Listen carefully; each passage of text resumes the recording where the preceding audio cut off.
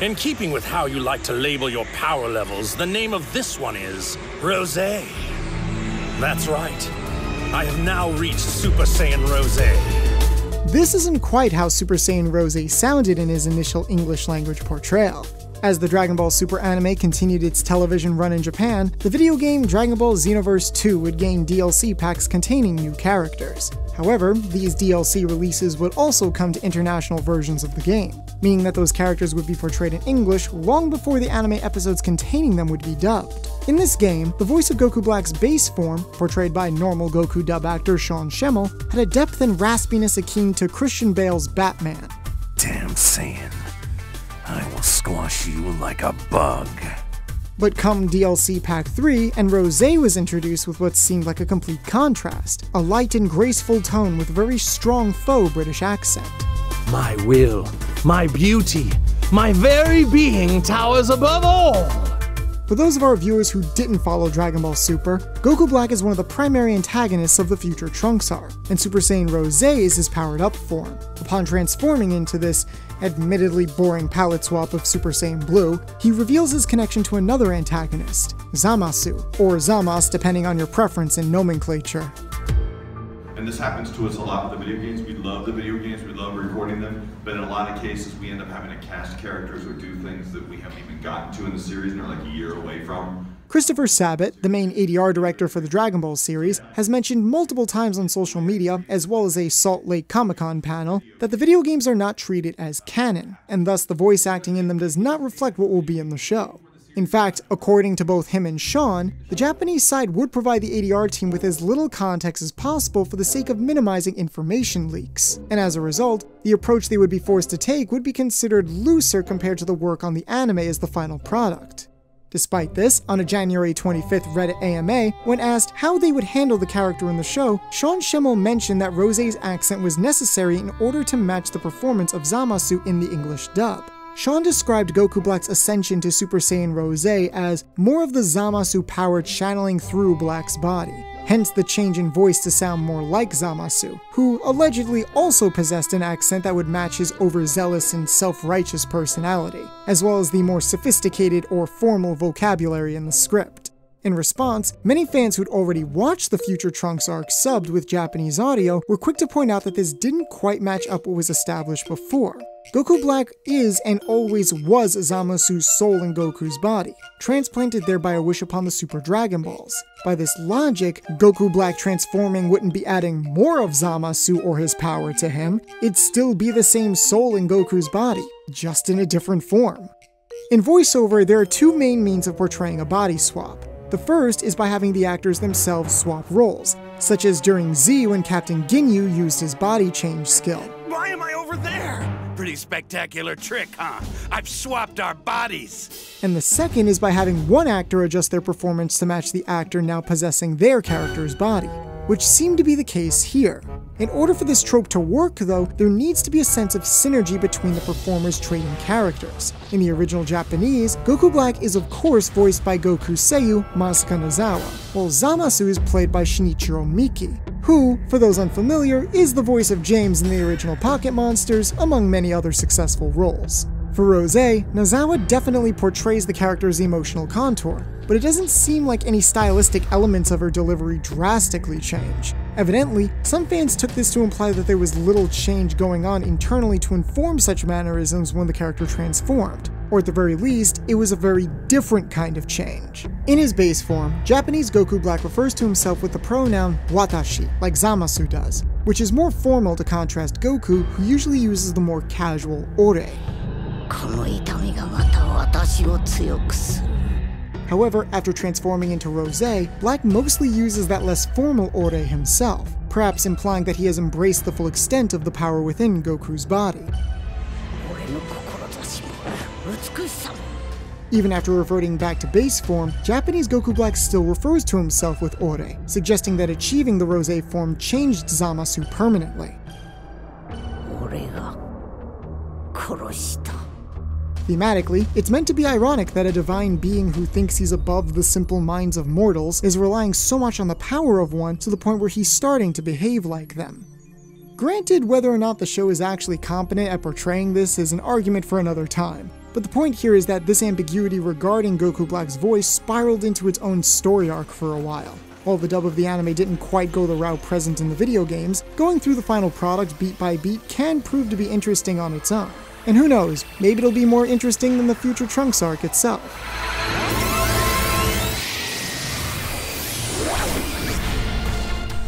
So on January 20th, episode 47 marked Goku Black's first appearance in the dub. For Xenoverse 2, Sean mentioned that he was ostensibly doing an evil version of the Goku that we've all become accustomed to. But for the anime, it appears that this distinction between the two characters is highlighted more through mannerisms rather than just the vocal timbre. And this could explain why the video game version of Goku Black sounds much more gravelly and harsh compared to what we got here. You've been running around making messes for too long, and now I'm going to choke the life from you. I can't wait to watch you die. Whereas normal dub Goku ends most of his inflections with a positive upswing, Black goes against that by ending his sentences with a more solid emphasis. The more even pacing of his delivery as well as the clarity in his articulation contrast the original Goku's carefree slur we've all come to associate with him, giving us an entirely different character solely through the vocal performance. Your power is the only good thing your warrior race ever produced.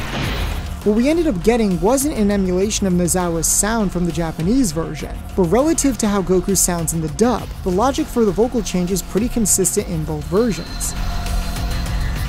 This is what made the Goku vs. Black fight in episode 50 feel similar in English to how it did in Japanese. The main character wasn't just fighting someone generically evil, he was going up against a literal inversion of himself, which allowed the element of mystery surrounding Black's identity to continue.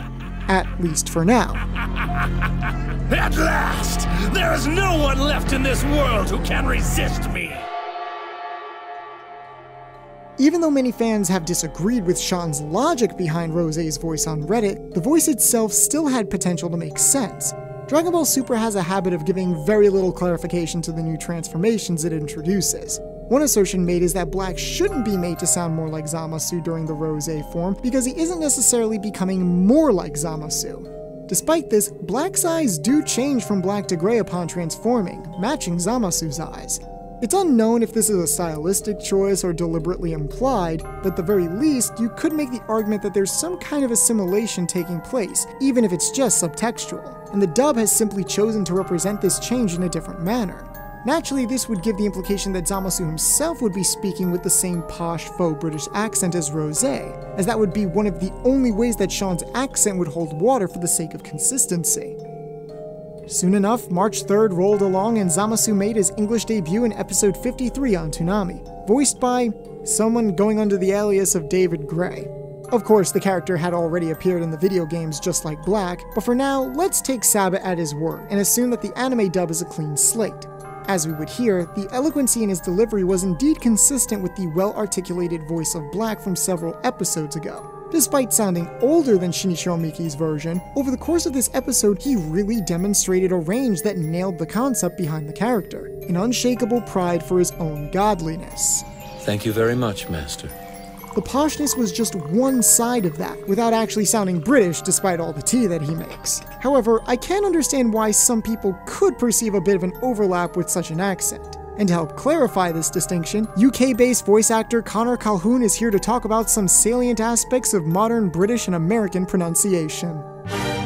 Ah, yes. Hello everyone, my name is Connor, or as I commonly go by online, CDawgVA. On my YouTube channel I commonly act as anime characters and do all sorts of tomfoolery. You're so fucking sexy. You look just like my mom. Now, when it comes to identifying what these actors were going for in terms of accents, I actually had quite a bit of trouble.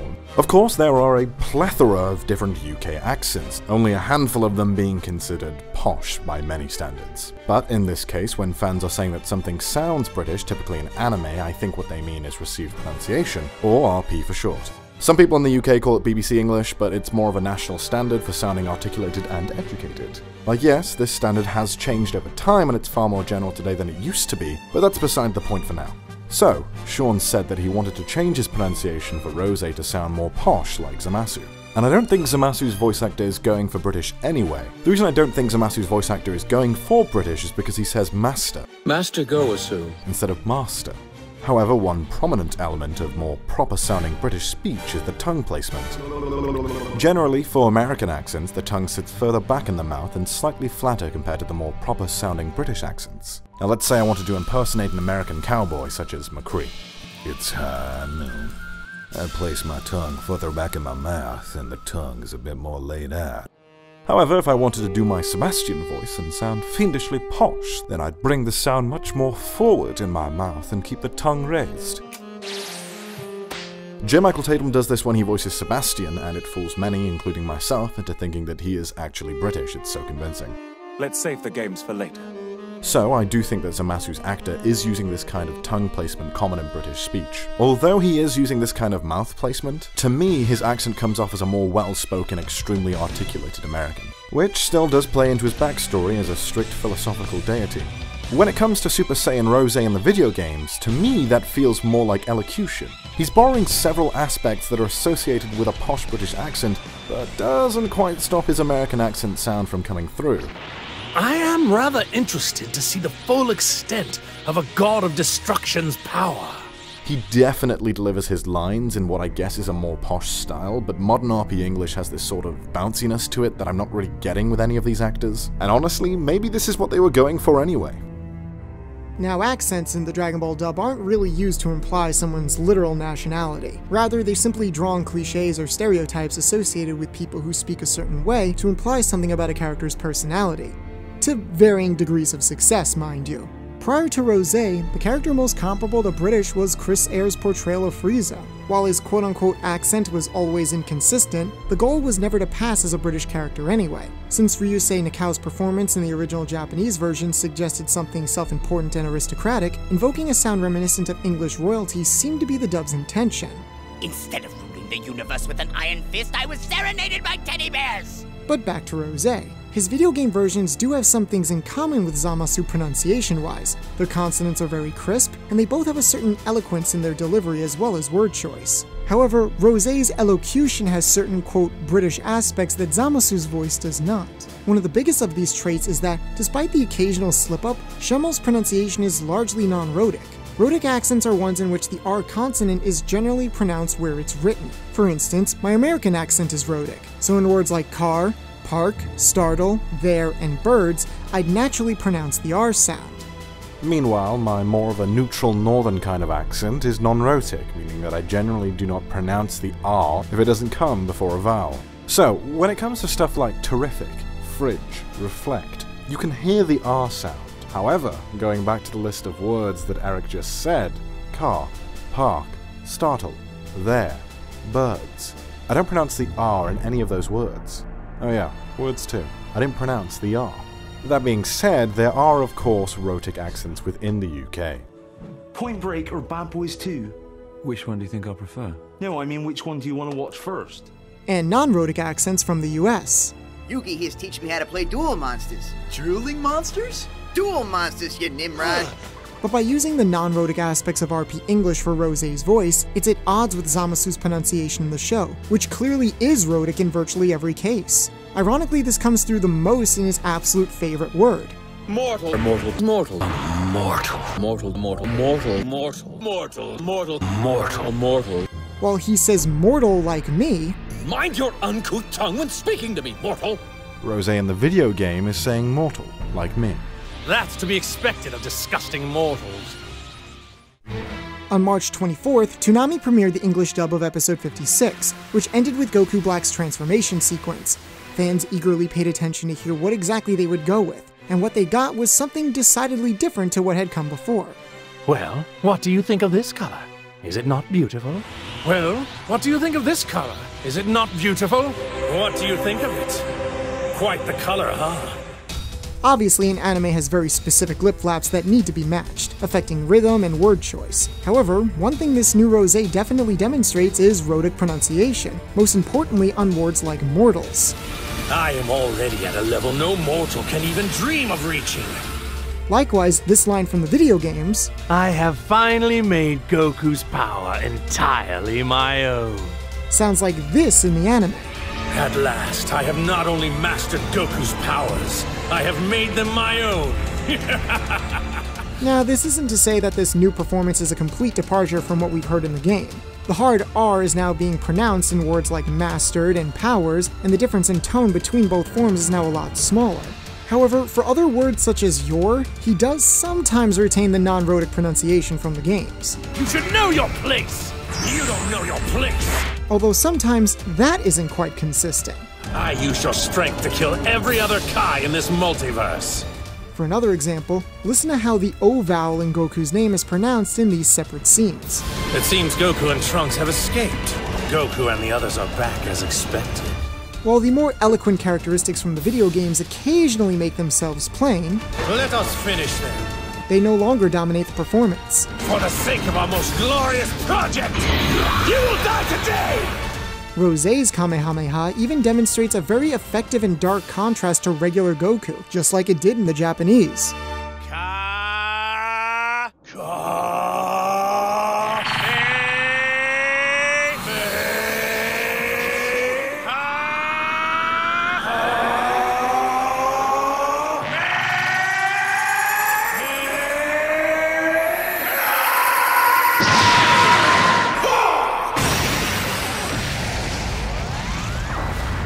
However, even after Rosé's grand reveal, there were still some loose ends regarding the character, or rather, characters. From the start, one of the bigger fan concerns regarding the dub wasn't just that Rosé would sound British, but that Goku Black and Goku Black Rosé were going to be treated as separate characters. This man isn't black! Remember, Black's Japanese pronouns change and stay changed after his transformation, no matter what state he's in. But would this necessarily mean something for the changes Schemmel made to the character's voice? What would it sound like for Black to go back to base form, or even back and forth? To find out, we'd have to wait another 3 weeks for episode 59 on April 14th, and this short little tangent. I can't believe they slipped through our fingers like that. I was so close to having Goku's head on a platter. If you notice, the base form voice has now taken on a floatier tone, losing a lot of the direct punchiness that was heard back when the character was first introduced. I've searched every corner of this broken planet, and yet I'm not even picking up a trace of his energy. There's less of a tendency to end his final words harshly and more of an effort to elongate and hang on the middle of keywords for emphasis, like fingers and platter. In fact, a similar change took place in Goku Black's voice all the way back in episode 56. When he first gets introduced in the episode, he sounds similar to his respective introduction. It's heartbreaking to see a world so scarred. However, just before the first transformation, his voice takes on a less weathered tone, which arguably acts as a more seamless lead-in to his Rosé voice. A Saiyan body enveloped in divine energy is beautiful, even if it's wrong. Taking all of this into consideration, the cabin scene does demonstrate some consistency between the two forms. Thanks for the concern, but I've got all the power I need. However, perhaps another reason for this was a long stretch of dialogue from Zamasu before the transformation. We wouldn't feel the full effect of the difference till next week on April 21st. You'd love nothing more than to defeat me. You crave it. Since you lost so easily last time. Shut up! Despite the voices for both forms undergoing significant changes since Xenoverse 2, a distinction between the two is still being made evident, as the style of Black's delivery very noticeably changes back mid-sentence once he deactivates the transformation. But alas, this is episode 60 we're talking about, and arguably the most popular fan query of all would be answered by the end of it. Would Sean's red explanation regarding Rosé actually affect how the dub delivered the twist? According to him, Goku Black's transformation into Rosé involved more of the Zamasu power channeling through him. So could this have been subtextual as mentioned earlier, or did the dub script actually rewrite the character's backstory? I took the time ring and found the Super Dragon Balls. Then with my first wish to the dragon, I switched bodies with you, Goku! No matter what a voice actor might imply, unless someone is also the ADR director, adaptive scriptwriter, or gets express permission from a representative on the Japanese side, it's mostly impossible for them to alter such significant plot points, even for Dragon Ball. What this leaves us with is a Goku Black that is definitely more concise than the one from the games, but not without his own disparities. Despite Sean's description or reason for the so-called accent on Reddit, the fact that the character's backstory did not change in spite of it does indeed make it seem more of a subtextual thing.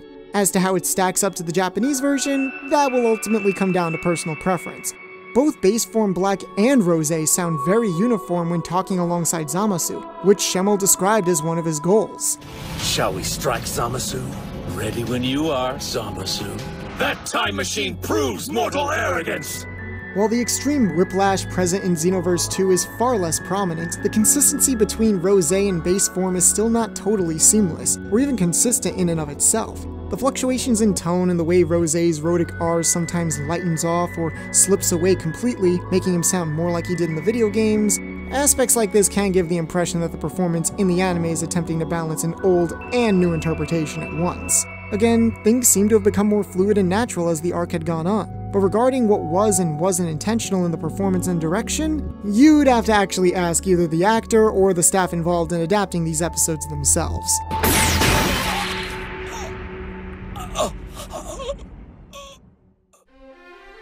So for now, that's the end of the story. A story of how a villain became kind of British and then became a bit less British. Given everything that's happened, maybe it wouldn't be surprising if some of these lines were re-recorded on the home video release, as that's already happened several times in prior episodes, but only time will tell. Transformations have frequently involved an element of vocal change, and Dragon Ball has been doing this since the very first Super Saiyan transformation back on Namek. Likewise, anime dubs and wacky accents go back pretty far too, for better or worse. However, when putting these two together, a lot of questions are going to spring up. A dub's quality should not be measured solely by its accuracy to the original, even if it can be an important factor. At no point are we trying to tell Sean or anyone else on the team how they should be doing their jobs. However, when it comes to Super Saiyan Rosé, it seemed like the primary concern of many fans was internal consistency, rather than performance quality or accuracy. Regardless, whether people see the overall performance as perfectly acceptable or needlessly complicated, there's enough here for both sides to make a valid argument. For all its faults, Dragon Ball Super evidently has a great deal of nuance in it, and fans have an understandable desire for that quality to be represented well overseas, especially when you consider the entire franchise's consistency has been called into question on more than one occasion. The reception of the English dialogue compared to the original Japanese is something we don't have a wide enough frame of reference for, and the dub is still ongoing as of writing this anyway, but the fact that there is so much to discuss in this dub means that, at the very least, it's worth keeping an eye on. Hey guys, huge thank you to Connor from CDawgVA for lending his insight and beautiful voice. Be sure to check out his channel for plenty of fun and highly amusing content. Also, I'd like to announce that the Cartoon Cypher has now launched a Patreon. Rewards might be small for now, ranging from shoutouts to bloopers to a monthly live stream, but over time, we hope to add more and turn this platform into something a little bit more self-sustaining. After all, with YouTube and the community being the way that it is, you can never be too careful. So if you like what all of us do here on the channel, please consider donating. This year started off a little bit rocky, but trust us when we say that we'll more than make up for it with what's coming down the pipeline. Thank you guys so much for listening, and until next time. I'm thinking about becoming a god tuber. Huh?